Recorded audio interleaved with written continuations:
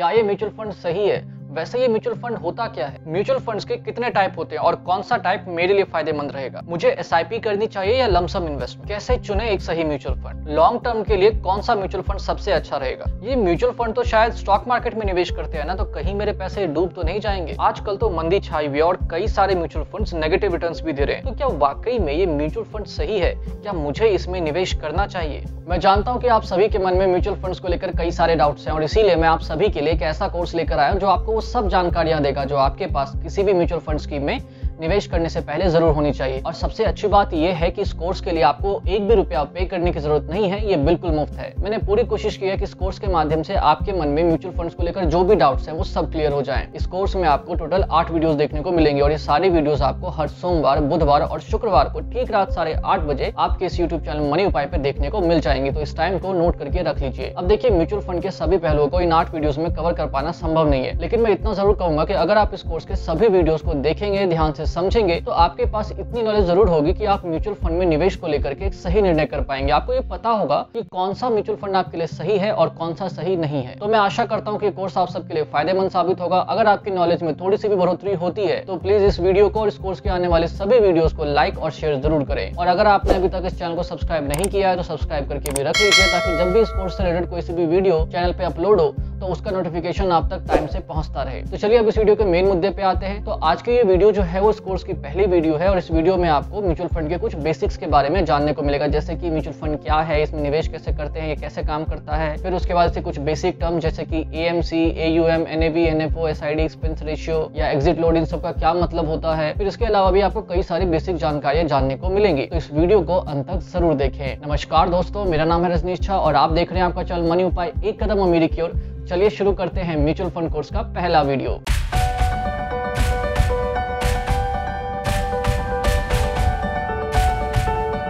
ये mutual funds क्या है और ये कैसे काम करते हैं, इस बात को जानेंगे, लेकिन उससे पहले इस बात को समझिए कि आपको म्यूचुअल फंड में क्यों निवेश करना चाहिए और ये आपके लिए क्यों जरूरी है। तो देखिए, आपको म्यूचुअल फंड में इसीलिए निवेश करना चाहिए क्योंकि इस वक्त हमारे देश के जो कुछ सुरक्षित और जो कुछ फेमस निवेश के विकल्प हैं, जहाँ पे ज्यादातर लोग अपना पैसा निवेश करना पसंद करते हैं, जैसे कि बैंक एफडी या फिर पोस्ट ऑफिस स्कीम्स। तो अगर आप इन सभी स्कीमों का तकरीबन पिछले 10 सालों का रिकॉर्ड उठा के देखेंगे तो आपको शायद ही 10% या उससे ऊपर का रिटर्न देखने को मिले। और देखिए, महंगाई का जो इस वक्त हाल चल रहा है उसमें जो बैंक एफडी या फिर पोस्ट ऑफिस स्कीम जो 6 से 8% के बीच का इस वक्त रिटर्न दे रहे हैं, यकीन मानिए कि इस रिटर्न से कुछ नहीं होने वाला। अगर आप इन स्कीमों के सहारे अपने लिए एक बड़ी रकम जुटाने का सपना देख रहे हैं तो आपको एक बहुत ही लंबे वक्त का इंतजार करना पड़ेगा। वहीं दूसरी तरफ अगर आप म्यूचुअल फंड में निवेश करना शुरू कर देते हैं, खास तौर से एक अच्छे टाइप के इक्विटी म्यूचुअल फंड में, और वो भी लंबे टाइम के लिए, कम से कम 10 से 12 सालों के लिए, तो आपको ऑन एन एवरेज एक 12 से 14% तक का रिटर्न मिल सकता है। अगर सब कुछ अच्छा रहा तो ये रिटर्न 17 से 18% तक का भी हो सकता है, और अगर सब कुछ ठीक नहीं रहा तो भी आपको 10% से ऊपर का रिटर्न जरूर मिल जाएगा। लेकिन वही कि आपको लंबे टाइम तक निवेश में बने रहना होगा। अब देखिए, अगर आप इस रिटर्न की तुलना बैंक एफडी या फिर पोस्ट ऑफिस स्कीम्स के रिटर्न से करेंगे तो ये काफी ज्यादा है। म्यूचुअल फंड के सहारे आप अपने लिए एक बड़ी रकम बहुत ही रीजनेबल टाइम पीरियड में जुटा सकते हैं। अब देखिए, मैं आपसे ये नहीं कह रहा कि आपको बैंक एफडी या फिर पोस्ट ऑफिस जैसे स्कीमों में निवेश ही नहीं करना चाहिए, आप इनमें भी निवेश करिए, ये भी जरूरी है, लेकिन आप इन पे ना पूरी तरीके से निर्भर ना रहे। मेरा कहने का मतलब ये है कि अब से अपनी बचत का एक छोटा सा हिस्सा आप म्यूचुअल फंड में भी निवेश करना शुरू कर दीजिए, क्योंकि देखिए, आपको आज नहीं तो कल ज्यादा रिटर्न कमाने के लिए स्टॉक मार्केट या फिर म्यूचुअल फंड का सहारा लेना ही पड़ेगा। अब देखिए, स्टॉक मार्केट को समझना हर किसी के बस की बात नहीं है। इसके साथ ही साथ जब आप स्टॉक मार्केट में डायरेक्टली निवेश करने जाएंगे तो थोड़ा रिस्क भी ज्यादा होता है। वहीं अगर हम बात करें म्यूचुअल फंड की, तो म्यूचुअल फंड को समझना भी थोड़ा आसान है और स्टॉक मार्केट की तुलना में ये थोड़ा कम रिस्की भी होता है। इसलिए जितनी जल्दी हो सके आपको कोशिश करनी चाहिए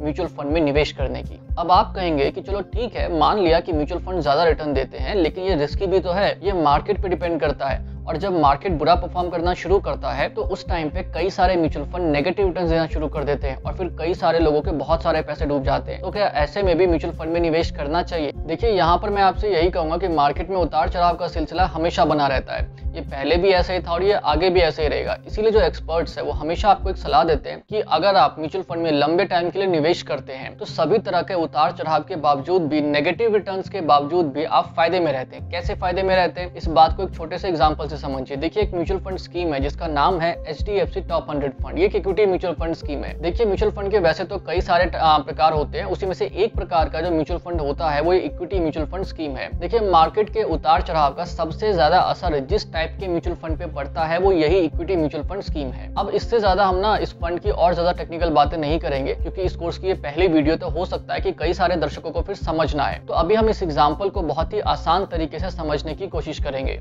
इस एग्जाम्पल को समझाने से पहले एक और बात क्लियर कर दूं कि देखिए, मैं इस फंड को प्रमोट नहीं कर रहा और ना ही मैं आपको ये कह रहा हूँ कि आप इस फंड में निवेश करिए। ये सिर्फ एक एग्जाम्पल है और आप इसे सिर्फ एग्जाम्पल के पॉइंट ऑफ व्यू से ही देखें। तो चलिए अब जरा इस एग्जाम्पल को समझ लेते हैं। तो देखिए, इस फंड को जो लॉन्च किया गया था वो लॉन्च किया गया था कुछ 1986 के करीब में, लेकिन अभी जो हम बात करेंगे वो बात करेंगे 1 अप्रैल 2000 से। तो 1 अप्रैल 2000 को इसके एक यूनिट की जो मार्केट वैल्यू थी वो थी कुछ 26 रुपए के लगभग की। मतलब कि अगर उस टाइम आप इस फंड में निवेश करने के लिए जाते तो आपको इसका एक यूनिट खरीदने के लिए 26 रुपए के लगभग की रकम चुकानी पड़ती। फिर देखिए, उसके कुछ ही महीनों के बाद 6 सितंबर 2000 को इसकी वैल्यू गिर के कुछ 20 रुपए के लगभग तक पहुंच गई। अच्छा, जो लोग नहीं जानते उन्हें एक बात बता दूं कि जो मार्केट वैल्यू है ना, ये हर रोज बदलती रहती है। अब हर रोज की वैल्यू दिखाना तो पॉसिबल नहीं है, इसलिए मैंने रैंडम बेसिस पे कुछ डेट्स को सेलेक्ट किया है ताकि आप आसानी से इस बात को समझ सके कि कैसे नेगेटिव रिटर्न्स होने के बावजूद भी आप फायदे में रहते हैं। चलिए एग्जांपल को कंटिन्यू करते हैं। तो देखिए, 6 सितंबर 2000 को जो इसकी वैल्यू रही वो रही कुछ 20 रुपए के लगभग की। फिर तकरीबन एक साल के बाद यानी कि 20 सितंबर 2001 को इसकी वैल्यू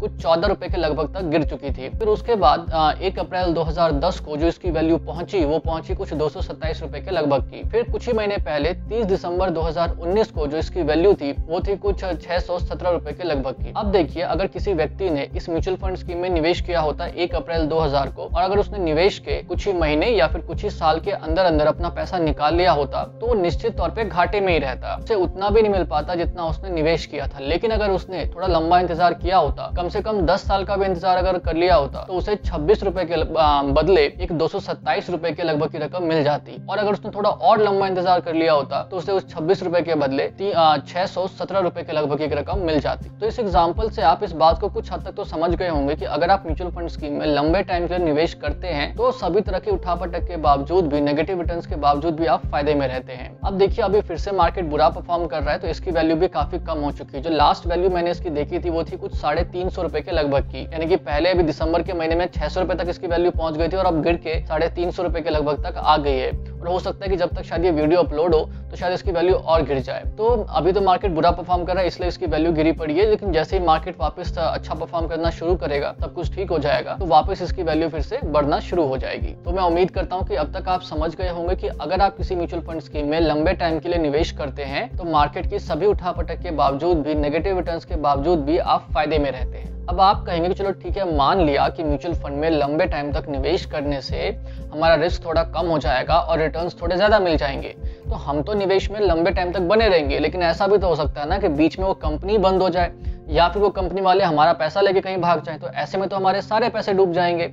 तो क्या तब भी हमें म्यूचुअल फंड में निवेश करना चाहिए? अब देखिए, यहाँ पर मैं आपसे यही कहूंगा कि हमारे देश की एक सरकारी संस्था है जिसका नाम है सेबी, यानी कि securities and exchange board of India. हमारे देश में जितनी भी म्यूचुअल फंड कंपनीज है उनको ये सेबी ही रेगुलेट करता है। देखिए, जैसे बैंकों को आरबीआई रेगुलेट करता है, इंश्योरेंस सेक्टर को आईआरडीए रेगुलेट करता है, ठीक उसी तरीके से हमारे देश में फाइनेंशियल मार्केट को ये सेबी रेगुलेट करता है। और देखिए, जो सेबी है ना, इसके नियम कायदे कानून बहुत स्ट्रिक्ट होते हैं। ये किसी भी अरे गहरे को म्यूचुअल फंड कंपनी खोलने की परमिशन नहीं देता। तो कोई से भी म्यूचुअल फंड कंपनी अचानक से ही बंद हो सकती है और ना ही वो कंपनी वाले आपका पैसा लेके कहीं भाग सकते हैं। फिर भी मान लीजिए कि कोई ऐसा सिचुएशन क्रिएट हो जाता है जिसकी वजह से उस म्यूचुअल फंड कंपनी को बंद होना पड़े, तो भी सेबी का ना एक लंबा चौड़ा प्रोसेस है और उस प्रोसेस को फॉलो करने के बाद ही कोई म्यूचुअल फंड कंपनी बंद हो सकती है। जैसे कि जब भी कोई म्यूचुअल फंड कंपनी बंद होना चाहती है तो सबसे पहले कोई एग्जिस्टिंग कंपनी का जो अरेंजमेंट है वो सेबी करती है, मतलब वो बातचीत करेगी कई सारी कंपनियों से और फिर एक एग्जिस्टिंग कंपनी जो है पहले से जो काम कर रही है उस तरह का, वो कंपनी उस म्यूचुअल फंड कंपनी को पहले खरीदेगी और उसके खरीद लेने के बाद ही उस कंपनी को बंद होने की परमिशन दी जाती है। इसके साथ ही साथ सेबी आपको 2 ऑप्शन भी देता है। पहला ऑप्शन ये है कि आप उस नई वाली कंपनी के साथ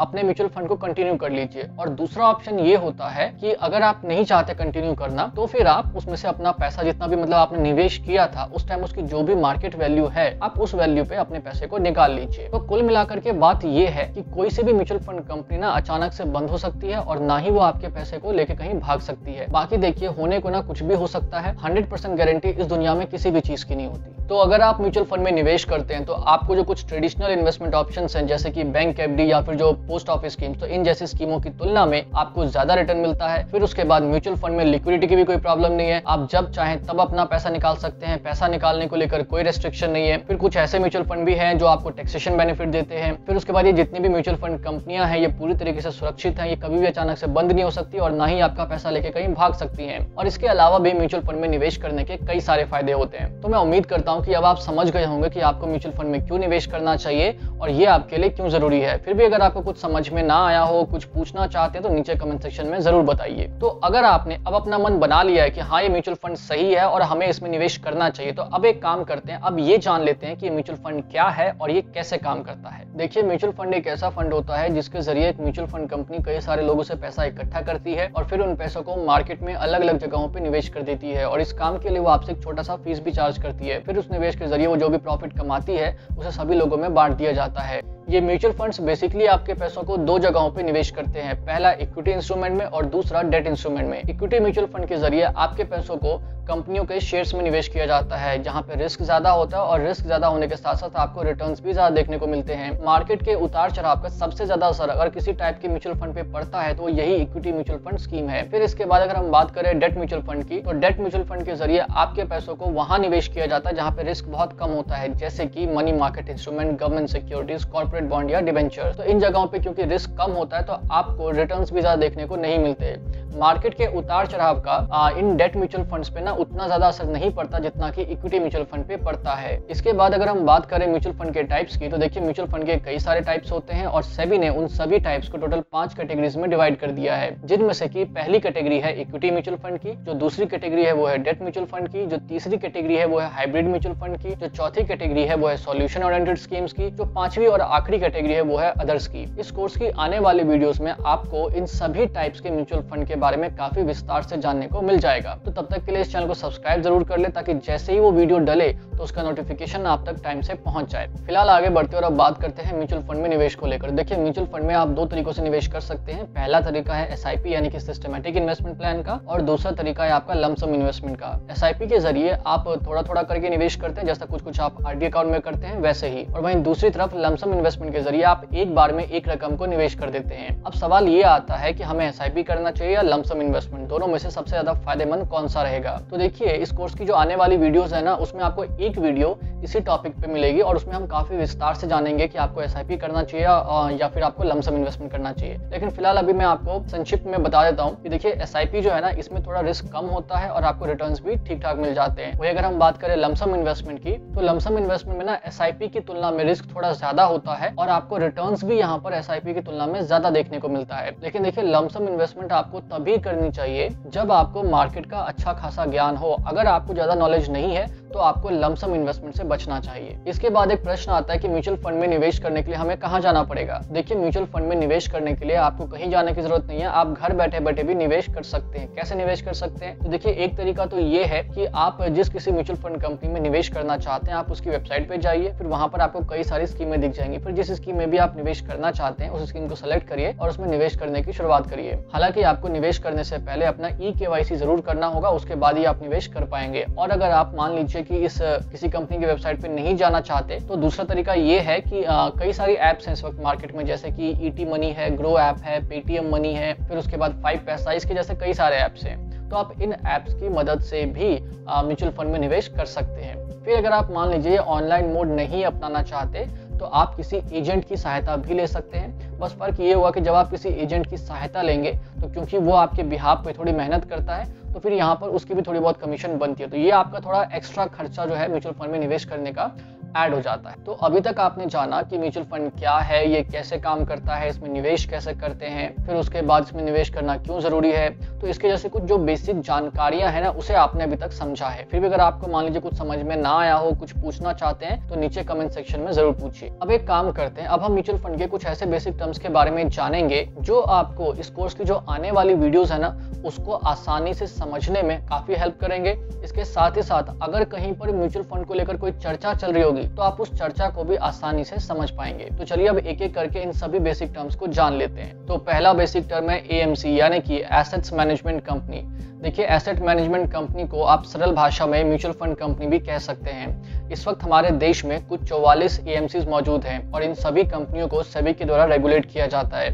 इस वक्त हमारे देश के जो कुछ साइज के हिसाब से जो कुछ बड़े म्यूचुअल फंड कंपनियां हैं उनके नाम है SBI mutual fund, HDFC mutual fund और ICICI प्रूडेंशियल म्यूचुअल फंड। इसके अलावा भी कई सारी कंपनियां हैं। इस साइज के हिसाब से कुछ बड़ी कंपनियों के नाम थे।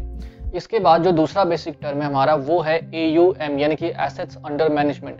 देखिए जैसा कि आप सब जानते हैं कि एक म्यूचुअल फंड कंपनी कई सारे लोगों से पैसा इकट्ठा करती है और फिर उन पैसों को मार्केट में अलग अलग जगहों पर निवेश कर देती है। तो जो पैसा इकट्ठा कर रही है ना, तो उस पैसे की जो मार्केट वैल्यू होती है उसे आप AUM कहते हैं यानी कि एसेट्स अंडर मैनेजमेंट कहते हैं। और अगर हम इसकी टेक्निकल लैंग्वेज में डेफिनेशन देखें तो डेफिनेशन ये कहती है कि एक म्यूचुअल फंड कंपनी के पास जितना टोटल एसेट्स या जितना टोटल कैपिटल होता है उसकी जो मार्केट वैल्यू होती है उसे AUM यानी कि एसेट्स अंडर मैनेजमेंट कहा जाता है। चलिए आगे बढ़ते हैं और अब बात करते हैं तीसरे बेसिक टर्म की। जो तीसरा बेसिक टर्म है हमारा वो है NAV यानी कि नेट एसेट वैल्यू। देखिए जब भी आप किसी म्यूचुअल फंड कंपनी में निवेश करते हैं तो वो म्यूचुअल फंड कंपनी आपको निवेश के बदले कुछ यूनिट्स दे देती है और उस यूनिट की ना जो मार्केट वैल्यू होती है उसी को हम लोग टेक्निकल लैंग्वेज में NAV यानी कि नेट एसेट वैल्यू कहते हैं। ये NAV जितना ज्यादा होता है आपके लिए उतना ज्यादा फायदेमंद है और ये जो NAV है ना ये हर रोज बदलता रहता है। इसके बाद जो चौथा बेसिक टर्म है वो है एक्सपेंस रेशियो। देखिए जैसा कि आप सब जानते हैं कि म्यूचुअल फंड कंपनीज आपके बिहाफ पे आपके पैसों को मार्केट में निवेश करती है। अब ये काम वो फ्री में तो करेंगे नहीं, तो इसके लिए वो कुछ फीस चार्ज करती है और उसी फीस को हम लोग एक्सपेंस रेशियो कहते हैं। बेकार बात यह है इस एक्सपेंस रेशियो की कि चाहे आप प्रॉफिट में रहे या चाहे आप लॉस में रहे, कंपनीज जो है वो अपना एक्सपेंस रेशियो जरूर चार्ज करेंगी। इसीलिए किसी भी म्यूचुअल फंड स्कीम में निवेश करने से पहले आपको